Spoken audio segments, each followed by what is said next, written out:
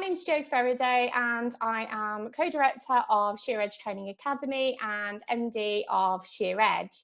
Today we are joined by Amy Davis of Sweetheart Nannies. Thank you very much for joining us, Amy. We want to obviously have a chat with you because at this moment in time, so many of us are working from home. A lot of us are working parents. Some of us are having to homeschool, some of them aren't, but it's an ongoing thing. And we just wanted to sort of speak to you. Obviously, you're in the events industry, and also, you work with children and venues and event people. So thanks for taking the time to speak to us. Can you tell us a bit about yourself and about your background and how you've got to where you are today? Yeah, well, hi, I'm Amy, obviously from Sweetheart Nannies. I've been a nanny for best part of 14 years, looking after children of all ages, so from newborn right up to kind of teenagers. Currently nannying for twins as well, so I've got multiple experience and special needs experience, quite a wide range of different things that I've seen and done. So I set up the business 5 years ago, and we go into parties, corporate functions, and all things that require childcare. So the parents can continue to attend their party, their work do, their conference, whatever it may be. Yeah. And we come in with our toys and games, mobile creche facility to suit all age ranges. Amazing. And alongside that, you get the nannies to supervise and entertain the children. So it's peace of mind for the parents to know that the children are close by, but equally they can attend what they need to attend. It's such a reassurance. I mean, I know for a fact, as a mum of a small child, you do want to go to these events, but sometimes childcare just can't support it, and it's really tricky. Especially if it's like an overnight stay or what have you. Whereas if you know that they're in good hands and you can attend it and they're right there, it's a safety blanket. It really is. So, it's such a great idea. I mean, how's the current situation affected you? How's it affected your business? It affected it in several ways, but then there has been solutions that we can work around. I currently work for key workers, so for myself, I can still attend and go into their home. There was a bit of a pause for non-key workers, but that has been lifted now, and nannies can go back into the home. As far as the event side, obviously there's no events happening, no weddings, no gatherings as such, so that's put a pause to all of that. But on the whole, I've remained doing childcare, and I've picked up helping parents with homeschool packs too.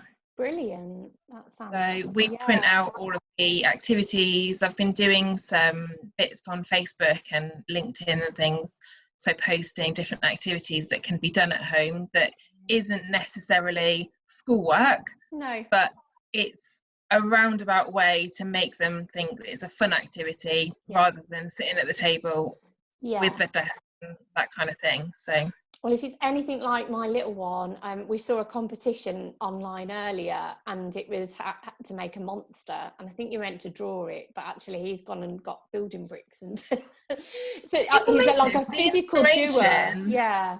That the children, I know, like, people have messaged me and stuff, and the children just seem to have a lot more freedom to be able to use their imagination and just crack on, and if that's what they want to do, then so be it. Exactly. It's what makes them happy, isn't it? And how did you get the idea about sort of Sweetheart Nannies? How did that come about? I've done many events for other companies, so even maybe 10 years ago, I was working for a couple of other agencies that did do these types of events, and I'd always had an aspiration to run my own business, and these events that I was attending as a nanny, they just didn't seem to be ran the way that I wanted them to go. The organisation or the actual activities that were put on, It just never seemed to really flow. So I think for me, it was just a case of being able to grab the bull by the horns and do something for myself, and really. do it the way you want to do it, Yeah, in get some the like you said, the satisfaction. seamless sort of way. Yeah, I Yeah, understand that. exactly. Yeah. Yeah, Um, definitely. so I was going to say, what have you been doing to keep the Sweetheart Nannies name out there? But you know, it sounds like the best idea is to be giving activities out and ideas as to how to, you know, keep children entertained and things like that. So, you know, that sounds Exactly. like a great idea, definitely. I think it's just generally keeping them busy, keeping them active, make sure they are getting outside as well. Yeah. It's really important to just make use of the outside space that we have got. I know for us as a family, it's definitely made us probably venture out and see more of the local parks and go for bike rides and things. Whereas before, we would have just hopped in the car and, I don't know, gone to a soft play, or it was the easy option. But Well, it's been that's so much it. more fun. Yeah, and I think, I mean, we're looking in, you know, who knows what the current situation is in terms of holidays and things like that. But, you know, we were talking the other day about doing like a staycation and getting the tents in the garden. And I know so many other people that have done that. Yeah. And it's still the same thing, isn't it? You know, in that you're still in the great outdoors and you're still doing, you know, I know it's not beach, but, you know, if you anything, make the I think it best of probably it, will don't be, you? a lasting memory, won't it, for the children? I think so. And I think if we can make them nice memories, even if they're not quite as we'd like them, it doesn't matter, does it? Because it's how the children are feeling. Yeah, and let them take control a little bit as well and see what they want to do. Definitely, without a doubt. So what would you say, you know, what are your aspirations for the future? Well, we were in the early stages of growing the business before Corona hit. So we were approaching more corporate clients for their parties and their conferences and things. So I think once we are allowed once again to attend these events, that's where I will be picking up again, contacting the corporate companies, and just basically showing them what we can offer to help their employees attend these events, and ultimately it gives them more footfall for their events, and more people hopefully will be able to attend knowing that they haven't got the worry of childcare. Absolutely. I mean, how do you sort of work it? So do you tend to contact the venues first or the organisers, or is it sort of a mix of both? A bit of a mix, really. I do have relationships with the hotels, obviously with the weddings that we have done previously. So it's more about, I think, building the relationship with yourself. But equally, the corporate clients, sometimes they do organise their own events, but sometimes they don't, and that's where we need to kind of find out which is the best path to go down and who uses what avenue, really. But if the hotels are in a position that they know us, they know what we offer, they know how we can help them, then that's the first point of call for most people, whether it be the event planner, whether it be the corporate client, it just going down whichever avenue. I was going to say, I mean, at least if people know that you're, you know, a preferred supplier, that usually you'll find great suppliers of venues are referred, you know, florists, chair covers, you know, and I think what your service is really valuable. So I'm sure a lot of venues would open their arms to your service, you know, once things start, you know, and things will start to get, you know, eventually there will, you know, live events are not completely gone, but it, you know, for now it's not safe. So I think it's important for people to remember, you know, that there will be a requirement and a need. It's just when, that's it. It's just a waiting game, isn't it? But it is, being there for people to see what's on offer, I think, is the best thing. And keeping in touch like you have been is perfect, really. And the last one is it's a bit of a personal plea, I think. What advice would you give to working parents out there at the minute? I shouldn't laugh.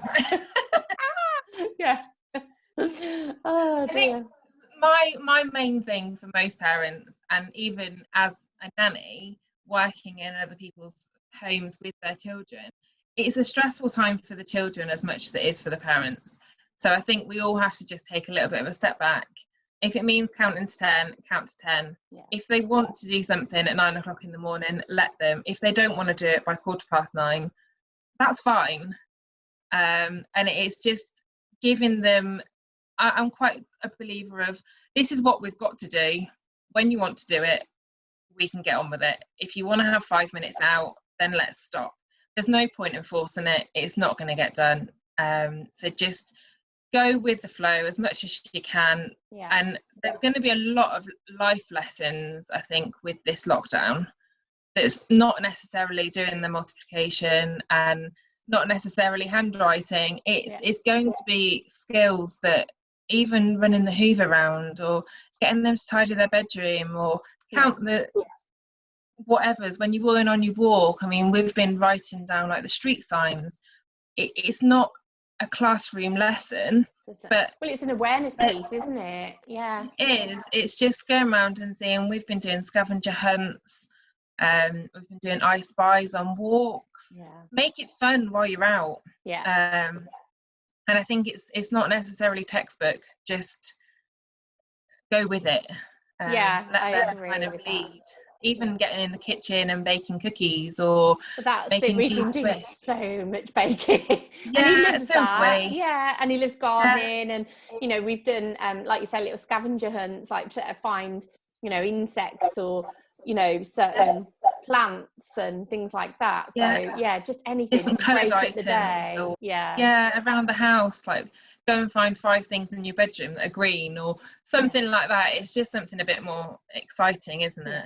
Yeah, and I think that's the thing, as you said, you can't expect it to be a rigid routine, because this routine is it's almost a rewritten, like there's no rules to this at all. There isn't. And we've got work to do, but equally we've got to keep them happy and safe, and so it's a balancing act, but an important one, really.